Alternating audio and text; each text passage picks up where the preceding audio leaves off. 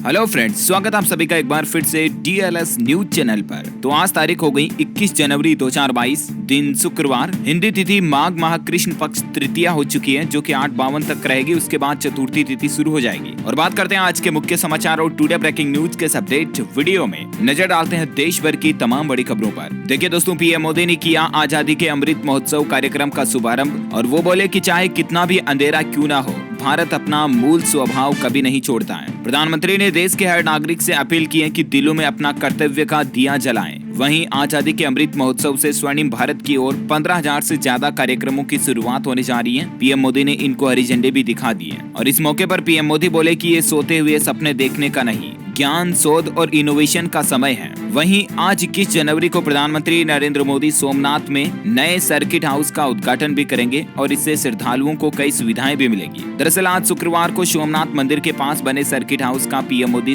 शुभारंभ करने जा रहे हैं और अब लोगों को समुद्र का नजारा भी दिख पाएगा। गुजरात के सोमनाथ मंदिर के निकट नवनिर्मित सर्किट हाउस का प्रधानमंत्री उद्घाटन करेंगे। वहीं पीएम मोदी अगले महीने 5 फरवरी को संत रामानुजाचार्य की 216 फीट ऊंची प्रतिमा का अनावरण भी करेंगे। इसकी कुछ खास बातें मैंने आपको पहले भी बताई थी, राइट। अगली बड़ी खबर देखिए दोस्तों, 5 साल से कम उम्र के बच्चों का मास्क लगाना जरूरी है या नहीं, इस पर केंद्र सरकार ने कुछ नए नियम भी जारी किए हैं। और नए नियमों के मुताबिक आपको बता दूं, 5 साल से कम उम्र के बच्चों के लिए अब मास्क लगाना अनिवार्य नहीं रहा है। सरकार ने जो नई गाइडलाइंस जारी की हैं, उसके मुताबिक बच्चों के लिए जो जिनकी उम्र मतलब 5 साल से कम है, उनके लिए मास्क की सिफारिश इसमें नहीं की गई है। वहीं 18 साल से कम उम्र के बच्चों के संक्रमित होने पर एंटीवायरल या मोनोक्लोनल एंटीबॉडी का इस्तेमाल नहीं करने का सुझाव भी सरकार ने दिया है। वहीं आपको बता दूं, भारत में 8 महीनों बाद तकरीबन 3 लाख केस 24 घंटों में देखे गए। ये पिछले 8 महीनों का रिकॉर्ड टूट गया। भारत में 24 घंटों में कोरोना के आंकड़ों ने बहुत ज्यादा बड़ा रिकॉर्ड तोड़ दिया। 3 लाख से ज्यादा नए मामले सामने आए हैं, जो कि कोरोना की तीसरी लहर का एक खतरनाक आंकड़ा है। 24 घंटों में 3,17,532 नए मामले आए,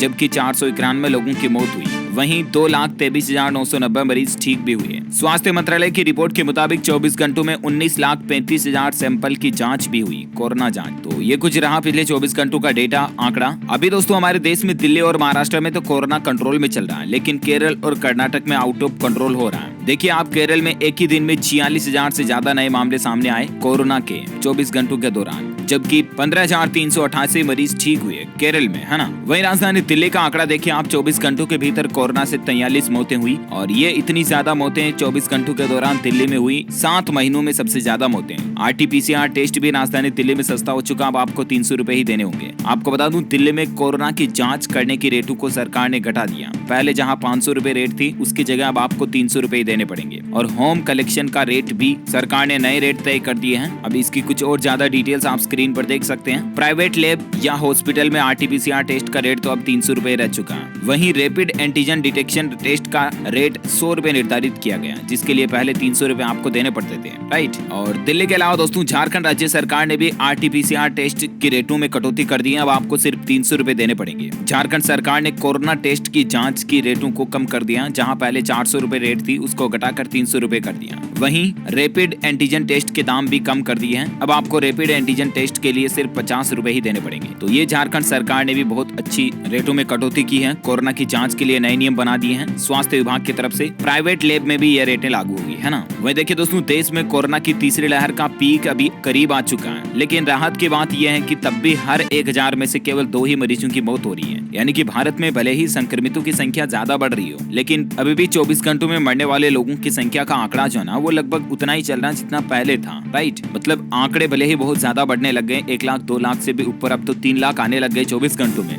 लेकिन मरने वालों की संख्या अभी भी 400-500 के समथिंग ही चल रही है, जो कि एक राहत की बात है। अच्छा, कुछ और कोरोना अपडेट्स बुलेटिन है, मैं आपको आगे बताऊंगा विस्तार से। फिलहाल अपन देश से जुड़ी कुछ और हेडलाइंस न्यूज सुर्खियां देख लेते हैं। देखिए, नए साल 2022 में घर खरीदने वालों को बड़ा झटका लगने जा रहा है, क्योंकि इस साल 30% तक बढ़ेंगे मकान और फ्लैट के दाम। क्रेडाई ने इसकी एक वजह भी बताई है। रियल एस्टेट कंपनियों का जो संगठन है क्रेडाई, उसके मुताबिक कंस्ट्रक्शन मटेरियल की कीमतों में लगातार बढ़ोतरी हो रही है। मतलब सीमेंट, ईंट, रेत वगैरह इन चीजों की कीमतों में बढ़ोतरी हो रही है। इसके कारण 2022 में होम बायर्स यानी कि घर खरीदने वालों को मकान की कीमत ज्यादा चुकानी पड़ेगी, यानी कि मकान की कीमतों में इजाफा यानी बढ़ोतरी होने जा रही है। अच्छा, अगला बड़ा अपडेट देखिए आप, रेलवे की तरफ से एक बड़ा फैसला निकल कर आ रहा है। ट्रेन में रात में अगर आप मोबाइल पर तेज गाने सुनते हो या शोर शराबा करते हो ना, तब आप पर कार्यवाही होगी। दरअसल इंडियन रेलवे यात्रियों की सुविधा को ध्यान में रखते हुए एक नया नियम लागू करने जा रहा है। यात्रियों द्वारा शिकायत होने पर रेलवे ऐसे लोगों पर कार्रवाई करेगा जो कि मोबाइल में तेज आवाज में गाने सुनते हैं या तेज आवाज में बातें करते हैं। इतना ही नहीं, ट्रेन स्टाफ की जवाबदेही भी तय हो सकेगी। इस संबंध में मिनिस्ट्री ऑफ रेलवेज की तरफ से सभी जोनों को यह आदेश जारी कर दिया और इन नियमों को तत्काल प्रभाव से लागू करने की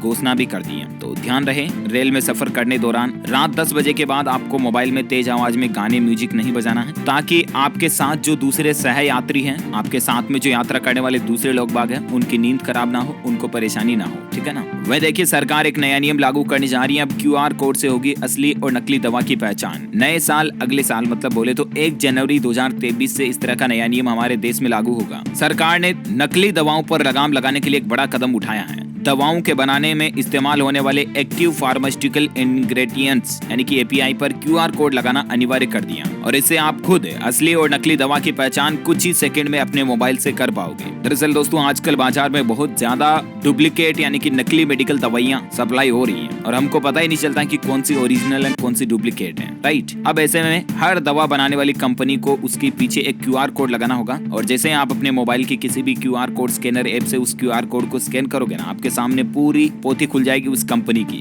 जिससे आपको ये पता चल जाएगा कि ये दवा नकली तो नहीं। जैसे अपने आधार कार्ड के ऊपर QR कोड होता है ना, ठीक वैसे ही QR कोड अब हर दवा के टेबलेट के पत्ते के पीछे आपको देखने को मिलेगा। नए साल 2023 से ही हमारे देश में इस तरह का नया नियम लागू हो जाएगा, है ना। वहीं एक और बड़ा फैसला देखिए आप सरकार का कि अब ई-मित्र पर आपसे कोई नहीं कर सकेगा धोखाधड़ी, सिर्फ एक स्कैन से मिलेगी पूरी जानकारी। जी हाँ, ई-मित्र पर हम सुविधा लेने जाते हैं ना, कई बार हमको लगता है कि यार हमसे ज्यादा पैसे तो नहीं ले लिए, कहीं उसने हमको जो रसीद दी, हमारे जो काम करवाया वो रसीद कहीं फर्जी तो नहीं है। इस सब की जांच भी अब आप खुद कर पाओगे और वो भी अपने मोबाइल के QR कोड को ही स्कैन करके। यानी कि जिस तरह से दवा में QR कोड की सुविधा सरकार देने जा रही है ना, ठीक वैसे ही सुविधा अब आपको ई-मित्रा पर भी मिलेगी। लंबे समय से फर्जीवाड़े की शिकायतें मिलने के बाद अब सूचना और प्रौद्योगिकी विभाग की तरफ से एक नया नियम लागू किया जा रहा है और दोस्तों उस नए नियम के मुताबिक अब ई-मित्रा पर आप कोई भी काम करवाओगे तो उस पर जो मिलने वाली आपको रसीद होगी ना, उस हर रसीद पर एक QR कोड प्रिंटेड आएगा और उस रसीद पर लगी QR कोड को भी आप अपने मोबाइल में स्कैन करके आपकी रिसिप्ट की जानकारी डिटेल चेक कर पाओगे कि वाकई में आपकी रसीद ई-मित्रा से जनरेट हुई कि नहीं, कहीं फर्जी तो नहीं वो रसीद, है ना। तो अब आपको ये एक और नई सुविधा भी सरकार देने जा रही है और ये नियम तो इसी साल से लागू होने जा रहा है। चलिए अगला अपडेट देखिए। DRDO ने सुपरसोनिक क्रूज मिसाइल ब्रह्मोस का एक बार फिर से सफल परीक्षण किया है। इसके कुछ वीडियो और फुटेज भी आप स्क्रीन पर देख सकते हैं। वही देखिए दोस्तों, कुछ इलेक्शन चुनावी अपडेट। उत्तराखंड में बीजेपी ने 59 उम्मीदवारों का ऐलान किया। खटीमा से मुख्यमंत्री धामी तो हरिद्वार से मदन कौशिक लड़ेंगे चुनाव। वहीं कांग्रेस की बागी विधायक अदिति सिंह ने अपनी पार्टी से इस्तीफा दे दिया। सोनिया गांधी को अपने इस्तीफे का पत्र भी लिखा उन्होंने। वहीं देखिए, 7th पे कमीशन के तहत अच्छी खबर आ रही है। केंद्रीय कर्मचारियों का 20,000 रुपए तक बढ़ेगा वेतन। DA के नियम में भी एक बड़ा बदलाव हुआ। दरअसल केंद्र एवं राज्य सरकार को मिलने वाले वेतन आयोग से जुड़े कुछ नियम बदल गए हैं, जिसमें महंगाई भत्ता DA का कैलकुलेशन भी शामिल है। केंद्र की नरेंद्र मोदी सरकार ने महंगाई भत्ता की गणना का आधार वर्ष बदल दिया। अब नई तरह से मतलब DA की जो कैलकुलेशन होगी वो कैसे होगी, इसकी डिटेल्स ज्यादा आप स्क्रीन पर देख सकते हैं। अच्छा, अगला अपडेट देखिए। बड़ी ही दुख की बात है, बॉलीवुड से खबर आ रही है। अभिनेता अरुण वर्मा का मध्य प्रदेश भोपाल में निधन हो चुका है। अक्षय कुमार से लेकर अमिताभ बच्चन के साथ ये काम कर चुके हैं। कई बड़ी बड़ी फिल्मों में इन्होंने काम किया है और लंबे समय से बीमारी के चलते इनका कल ही निधन हो गया। ईश्वर इनकी आत्मा को शांति दे, हमारी यही प्रार्थना है। वहीं टेक्नोलॉजी पर एक बड़ी खबर देखिए। शायद ये खबर देखकर आप चौंक सकते हैं। जी हाँ, अब आपका इंस्टाग्राम चलाना फ्री नहीं होगा, बल्कि यूजर्स को हर महीने 73 रुपए देने होंगे और कंटेंट क्रिएटर्स की भी इसमें कमाई हो सकेगी। यानी कि अगर आप भी इंस्टाग्राम पर वीडियो वगैरह बनाते हो तो आपको कमाई करने का मौका भी मिलेगा और इसके अलावा इंस्टाग्राम चलाने के लिए हर महीने आपको 73 रुपए भी देने पड़ेंगे। हालांकि ज्यादा टेंशन मत लीजिएगा, ये नियम अभी हमारे भारत में लागू नहीं हो रहा है, लेकिन बहुत जल्द इंस्टाग्राम का कहना है कि इस तरह की नई पॉलिसी वो लागू करेगी। इंस्टाग्राम यूजर्स को जल्द ही अपने सोशल मीडिया अकाउंट के लिए पैसे देने होंगे। दरअसल इंस्टाग्राम एक नए सब्सक्रिप्शन फीचर पर काम कर रहा है और इसके तहत कंटेंट एक्सेस करने के लिए यूजर्स को हर महीने 73 रुपए देने होंगे। कंपनी का कहना है कि इससे इंस्टाग्राम क्रिएटर्स और इन्फ्लुएंसर्स दोनों को ही फायदा मिलेगा। फिलहाल कंपनी ने इस पेड फीचर के बारे में ऑफिशियल पॉलिसी तो जारी नहीं की है, लेकिन मार्क जकरबर्ग ने एक ट्वीट करके ये बात की जानकारी दी। आप स्क्रीन पर देख सकते हैं उनका ट्वीट भी, एक पोस्ट करके उन्होंने जानकारी दी ये बात की। तो मतलब वेरी सून इंस्टाग्राम पर ये पेड सर्विस भी शुरू होने जा रही है। चलिए अगला अपडेट देखिए दोस्तों। HDFC बैंक और SBI के बाद अब ICICI बैंक ने भी FD की ब्याज दरों में बदलाव किया और आईसीआईसीआई बैंक अब 7 दिन से 29 दिनों की मैच्योरिटी वाली जमाओं पर 2.5% और 30 से 90 दिन की मैच्योरिटी वाली पर 3% ब्याज दर दे रहा है। और भी क्या क्या बदलाव हुए हैं डिटेल्स आप देख सकते हैं। और आईसीआईसीआई के अलावा दोस्तों एक्सिस बैंक ने भी अपनी एफडी की ब्याज दरों में बदलाव किया, ठीक है ना। अब इसमें भी क्या कुछ चेंजेस हुए हैं डिटेल्स आप स्क्रीन पर देख सकते हैं। ये नई रेटें कल रात 12 बजे से ही लागू हो चुकी है। ओके, चलिए अगली बड़ी खबर देखिए। आम बजट से नौकरी पेशा वालों को बड़ा तोहफा मिल सकता है सरकार की तरफ से, क्योंकि एफडी से लेकर टैक्स छूट लिमिट तक लोगों को फायदा मिलेगा। इस तरह की मीडिया रिपोर्ट चल रही है। और बाकी तो दोस्तों 1 फरवरी को सरकार की तरफ से जो ऑफिशियल बजट आएगा उसमें क्या कुछ नए फैसले लिए जाते हैं मैं आपको अपडेट बता दूंगा इसी चैनल डीएलएस न्यूज पर। ओके, वही देखिए राजस्थान में भी 9 फरवरी से शुरू होगा विधानसभा का बजट सत्र और पहली बार इस बार सरकार अलग से कृषि बजट भी पेश करेगी। State agro industries development board बनाने को भी मंजूरी मिल चुकी है। जी हाँ, राजस्थान की गहलोत सरकार का विधानसभा बजट सत्र 9 फरवरी से शुरू होगा। 1 फरवरी को तो हमारा पूरा भारत का बजट आएगा और ठीक उसके 8 दिन बाद राजस्थान का 9 फरवरी को बजट पेश किया जाएगा, ठीक है ना। और देखते हैं अशोक गहलोत सरकार की तरफ से इस बजट में भी क्या कुछ अनाउंसमेंट होते हैं मैं आपको बता ही दूंगा। वही देखिए दोस्तों, असम मेघालय सीमा विवाद पर बड़ी बैठक हुई। गृह मंत्री अमित शाह ने दोनों राज्यों के मुख्यमंत्रियों के साथ विवादित मुद्दों पर चर्चा भी की और उम्मीद है कि काफी सालों से जो ये पुराना सीमा विवाद चल रहा है ये बहुत जल्द सुलझ जाए। अच्छा दोस्तों, खबरों का सिलसिला जारी रहेगा। अभी तो कुछ और इंपोर्टेंट न्यूज अपडेट और सरकार की तरफ से कुछ नए नियम, बड़ी घोषणाएं, बड़े ऐलान अभी आपको बताना बाकी है, लेकिन फिलहाल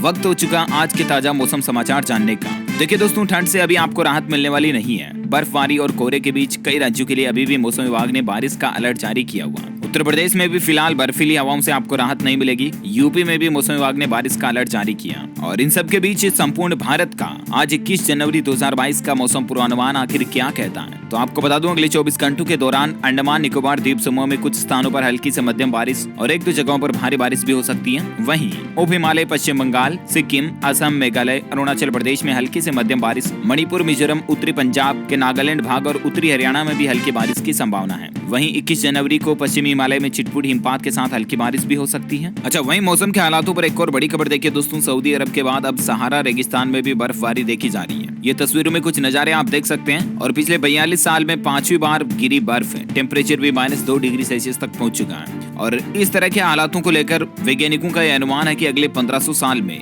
रेगिस्तानी एरिया भी हरा भरा हो जाएगा, मतलब धरती पर इतना बदलाव हो जाएगा। Amazing, right. चलिए दोस्तों, मौसम समाचार के बाद अपन आज के सराफा बाजार पर नजर डाल लेते हैं। देखिए, सोना और चांदी दोनों ने छलांग लगाई है, यानी कि कीमतें बढ़ी है। सोना 415 रुपए महंगा हुआ, तो वहीं चांदी में 858 रुपए की बढ़ोतरी देखी गई। और अभी सोने का रेट 415 रुपए की तेजी के साथ 48,327 रुपए प्रति 10 ग्राम पर बंद हुआ, है ना। वहीं चांदी की बात करें तो चांदी में 858 रुपए की तेजी के साथ अभी चांदी का रेट 64,429 रुपए प्रति किलोग्राम चल रहा। Okay, gold and silver price today news के बाद दोस्तों पेट्रोल डीजल प्राइस पर एक बड़ी खबर देखिए आप। देश में 8 साल के हाई लेवल पर पहुंच चुका कच्चा तेल, यानी कि क्रूड ऑयल की कीमतें सबसे ज्यादा बढ़ चुकी हैं पिछले 8 सालों में। और अब ऐसे अनुमानों के साथ ये आशंका जताई जा रही है कि 2-3-4-5 दिन में सप्ताह भर में पेट्रोल डीजल की कीमतों में 3-4 रुपए की बढ़ोतरी हो सकती है। चलिए फटाफट से कुछ कोरोना बुलेटिन देख लेते हैं। देखिए दोस्तों, केरल राज्य में कोरोना की खतरनाक रफ्तार हो चुकी है। मैंने आपको बताया एक ही दिन में रिकॉर्ड तोड़ 46,000 से ज्यादा केस देखे गए। और देश दुनिया में कोरोना का हाल क्या चल रहा है आइए जानते हैं। महाराष्ट्र में 24 जनवरी से स्कूल खुल जाएंगे, 1 से 12वीं तक के सभी स्कूल। महाराष्ट्र के मुख्यमंत्री उद्धव ठाकरे ने इस बात को लेकर मंजूरी दे दी है। वहीं देखिए, कोविड-19 का अब चंद मिनटों में भी पता चल सकेगा। वैज्ञानिकों ने एक्सरे के इस्तेमाल से एक नई तकनीक इजाद की है। स्कॉटलैंड के वैज्ञानिकों ने कृत्रिम बुद्धिमत्ता यानी कि आर्टिफिशियल इंटेलिजेंस के आधार पर एक कोरोना की नई जांच पद्धति विकसित की है। और इसके द्वारा एक्सरे के इस्तेमाल से कुछ ही मिनट में पता चल जाएगा कि सामने वाला बंदा कोई कोरोना से यानी कि कोविड-19 से पॉजिटिव है कि नहीं। वह देखिए, बिहार में भी कोरोना संक्रमण को देखते हुए सरकार ने कुछ नई गाइडलाइंस जारी की है। अब शिक्षण संस्थानों के कार्यालय सिर्फ 50% उपस्थिति के साथ खोले जा सकेंगे, तो वहीं ऑनलाइन शिक्षण कार्य भी संचालित किया जा सकेगा।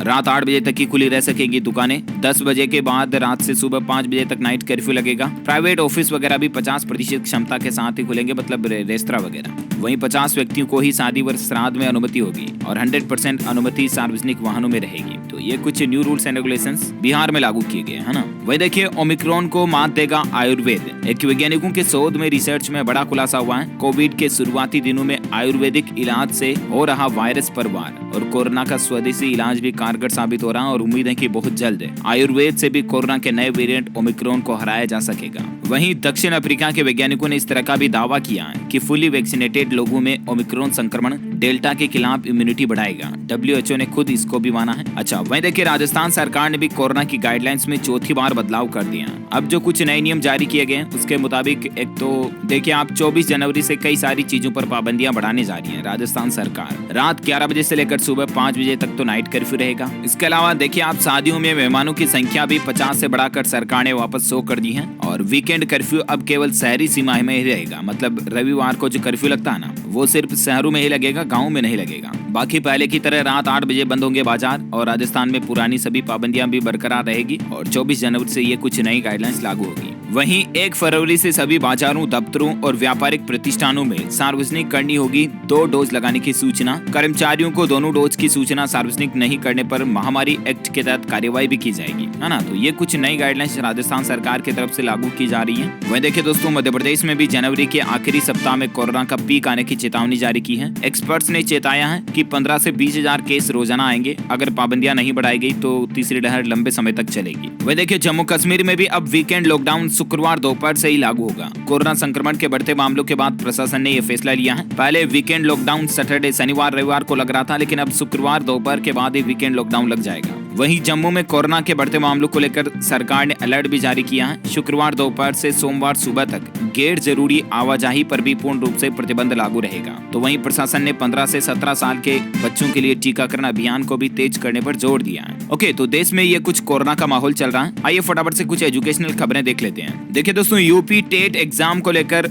योगी आदित्यनाथ ने ये कहा कि इस बार कोविड-19 पॉजिटिव उम्मीदवारों के लिए भी अलग कक्ष में बैठने की व्यवस्था होगी, है ना, यूपी टेट एग्जाम में। वह देखिए JPSC ने ऑनलाइन फॉर्म भरने की तारीख बदल दी है। पहले 23 जनवरी से भरे जाने थे ऑनलाइन फॉर्म, लेकिन अब झारखंड कर्मचारी चयन आयोग द्वारा आयोजित की जाने वाली डिप्लोमा स्तरीय प्रतियोगिता परीक्षा के लिए ऑनलाइन आवेदन 23 जनवरी से शुरू नहीं होगा। अब इस परीक्षा में शामिल होने के लिए ऑनलाइन निबंधन 7 फरवरी से लेकर 8 मार्च तक चलेगा, ठीक है ना। ये तारीख में बदलाव किया है। वहीं IBPS एग्जाम पर अपडेट आ रहा है कि institute of banking personal selection ने जारी किए क्लर्क प्रारंभिक परीक्षा के स्कोर कार्ड आप ऑनलाइन ऑफिशियल पोर्टल से डाउनलोड कर लीजिएगा। वहीं दोस्तों, स्टेनोग्राफर पदों पर आवेदन की अंतिम तारीख को बढ़ा दिया गया है। असम लोक सेवा आयोग यानी कि APSC ने स्टेनोग्राफर के पदों पर फॉर्म भरने की अंतिम तिथि को 30 जनवरी 2022 तक के लिए आगे बढ़ा दिया। तब तक आप भी चाहें तो ऑनलाइन अप्लाई कर सकते हैं। ओके, वहीं NEET UG PG counselling exam पर खबर आ रही है। सुप्रीम कोर्ट का एक बड़ा फैसला देखिए आप। PG और UG ऑल इंडिया कोटे में 27% OBC आरक्षण सही है। केंद्र के लिए अदालत की अनुमति जरूरी नहीं।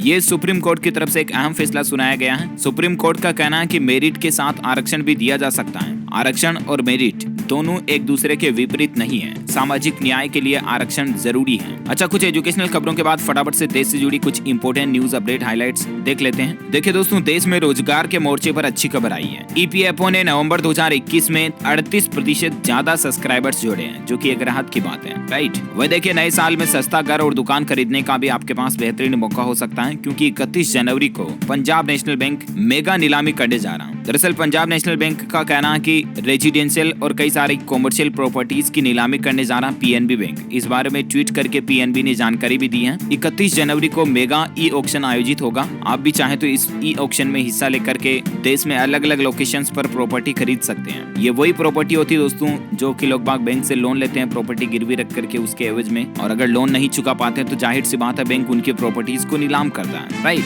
तो उसी तरह की प्रॉपर्टीज को PNB भी नीलाम करने जा रहा। आप भी चाहे तो इसको खरीद सकते हैं, बोली लगा सकते हैं। ओके, चलिए अगला अपडेट देखिए। बजट 2022 में स्वास्थ्य के क्षेत्र को भी सबसे ज्यादा प्राथमिकता मिल सकती है। एसोचैम के सर्वे में ये बात सामने आई है, क्योंकि आपको पता होगा पिछले 1-2 सालों से तो कोरोना महामारी भी चल रही है, और ऐसे में सरकार मेडिकल फैसिलिटीज, स्वास्थ्य सुविधाओं और हॉस्पिटलिटी को लेकर बजट में खास फोकस रख सकती है, ऐसी उम्मीद जताई जा रही है। वह देखिए, अब इंडिया गेट पर नहीं बल्कि नेशनल वॉर मेमोरियल में जलेगी अमर जवान ज्योति की मसाल की लो। जी हाँ, राष्ट्रीय युद्ध स्मारक में उन सभी भारतीय रक्षा कर्मियों के नाम हैं जिन्होंने पाकिस्तान के साथ 1947-48 के युद्ध से लेकर चीनी सैनिकों के साथ गलवान घाटी संघर्ष तक विभिन्न अभियानों में अपनी जान की बाजी लगाई है। और गणतंत्र दिवस के पहले हमारे देश में एक ऐतिहासिक फैसला लिया गया है। अब अमर जवान ज्योति का राष्ट्रीय युद्ध स्मारक ज्योति में विलय हो जाएगा। गुरुवार को भारतीय सेना के एक अधिकारी ने ये बात की जानकारी दी है। इंडिया गेट पर अमर जवान ज्योति की लो को बुझा दिया जाएगा और उसे शुक्रवार को एक समारोह में राष्ट्रीय युद्ध स्मारक की लो में मिला दिया जाएगा। चलिए अगली बड़ी खबर देखिए, स्मार्ट प्रीपेड मीटर की शिकायतों पर हाईकोर्ट ने एक बड़ा निर्देश दिया है। 3 सप्ताह में फोरम बनाए बिहार सरकार और बिजली कंपनियां कस्टमरों की शिकायतें दूर करने के लिए। बिजली कंपनियों को कोर्ट की तरफ से ये सख्त निर्देश दिया गया है। बिहार राज्य में मतलब प्रीपेड स्मार्ट मीटर तो लगा दिए, लेकिन उसमें कई तरह की दिक्कतें और शिकायतें आ रही, तो ग्राहक कंप्लेन कर रहे हैं और इस पर यह हाईकोर्ट ने फैसला दिया है ना।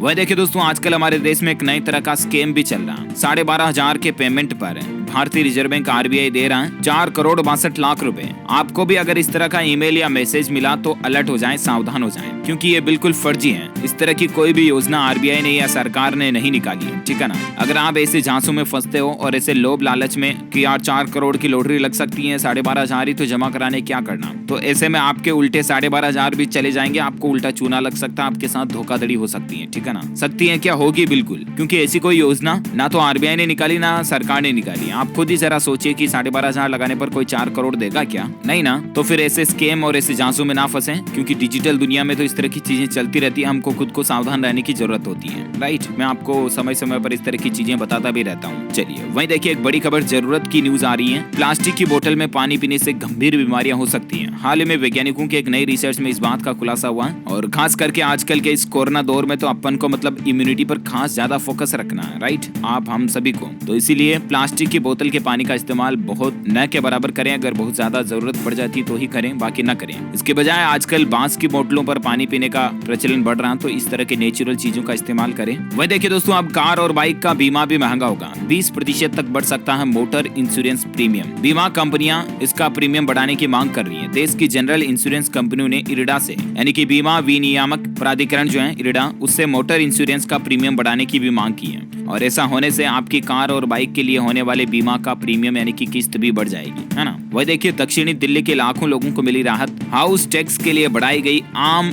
माफी योजना की तारीख। जी हाँ, उत्तरी और पूर्वी निगम के बाद अब दक्षिणी निगम ने भी माफ योजना की तारीख को बढ़ा दिया। पहले चरण में मिलने वाली छूट की सीमा को अब 31 जनवरी तक लागू कर दिया है, और इस दौरान बकाया संपत्ति कर जमा कराने पर ब्याज व जुर्माने पर आपको 100% छूट मिलेगी राजधानी दिल्ली के लोगों को, है ना। वह देखिए, अमेरिका के लिए एयर इंडिया की सभी फ्लाइटें आज से सामान्य हो जाएगी। 5G सेवाएं शुरू होने के कारण कुछ उड़ानें रद्द थी। अच्छा, वहीं देखिए, गोवा विधानसभा चुनाव को लेकर अपडेट आ रहा। भाजपा की सूची में 2 दंपति का नाम जोड़ा गया। उप मुख्यमंत्री की पत्नी ने किया निर्दलीय लड़ने का ऐलान। साथ ही दोस्तों, टेक्नोलॉजी पर बड़ी खबर देखिए, अब YouTube पर म्यूजिक सुनने के लिए आपको पैसा देना होगा। गूगल ने सालाना प्लान शुरू कर दिया। दरअसल YouTube म्यूजिक ऐप पर भी अब आपको सब्सक्रिप्शन प्लान लेना पड़ेगा। जिस तरह से गाना ऐप, सावन म्यूजिक वगैरह इनमें होता है ना सब्सक्रिप्शन प्लान मंथली, ठीक वैसा ही सब्सक्रिप्शन प्लान अब आपको गूगल म्यूजिक सर्विस के लिए भी देना पड़ेगा। चलिए अगला अपडेट देखिए दोस्तों, अब हरियाणा में भी 5वीं और 8वीं की बोर्ड परीक्षाएं होगी। नियम लागू हो चुका है। राजस्थान और पंजाब के बाद हरियाणा सरकार ने भी 8वीं और 5वीं की बोर्ड परीक्षाएं आयोजित करने का फैसला किया है। ज्यादा डिटेल्स इसके बारे में आप स्क्रीन पर देख सकते हैं। वह देखिए, इस राज्य में सस्ती हो गई शराब। अब घर में रख पाएंगे 4 पेटी बियर, 24 बोतल शराब की। जी हाँ, मैंने आपको कल ही बताया था ना कि मध्य प्रदेश सरकार की तरफ से नई शराब की आबकारी नीति 2022-23 लागू की गई है, और उसके तहत एक तो शराब की खुदरा कीमतों में 20% तक की कटौती भी की गई है, ठीक है ना। इससे शराब सस्ती होगी, और ये नियम भी बना दिया कि अब आप घर पर ही 4 पेटी बियर रख पाएंगे, 24 बोतल शराब का स्टॉक भी रख पाएंगे। चलिए वहीं बड़ी खबर देखिए दोस्तों, टैक्स पेयर्स के लिए एक अच्छी खबर आ रही है। अब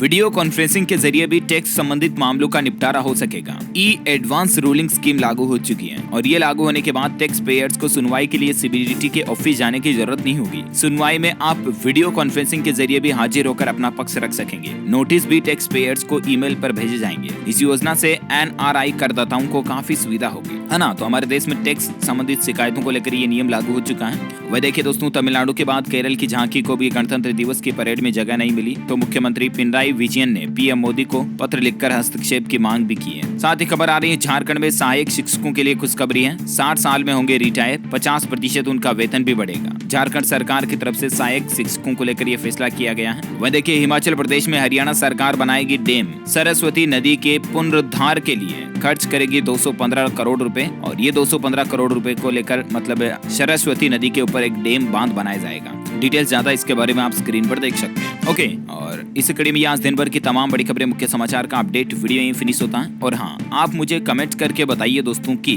हमारे भारत में अभी 4 महानगर कौन कौन से हैं, उनके नाम बताइए। जो लोग इस सवाल का सही जवाब इस वीडियो के नीचे कमेंट में देंगे ना, वो रैंडमली सेलेक्ट होने पर आप हमारी DLS न्यूज टीम की तरफ से जीत सकते हैं एक शानदार सरप्राइज गिफ्ट, जिसमें mobile, computer, laptop, tablet, PC, gadgets वगैरह कुछ भी जीतने का आपको मौका मिलेगा। इसी के साथ ही अगर आपको वीडियो अच्छा लगा तो इसे लाइक करना, शेयर भी करना अपने दोस्तों के साथ फेसबुक और व्हाट्सएप पर। और हाँ, आप हमारे चैनल DLS न्यूज को सब्सक्राइब करके बेल आइकॉन भी जरूर दबा देना, ताकि आपको रोजाना के ताजा अपडेट्स और काम की खबरें तुरंत आपके मोबाइल पर मिलती रहेगी। Thank you, take care, good bye, जय हिंद, जय भारत, वंदे मातरम।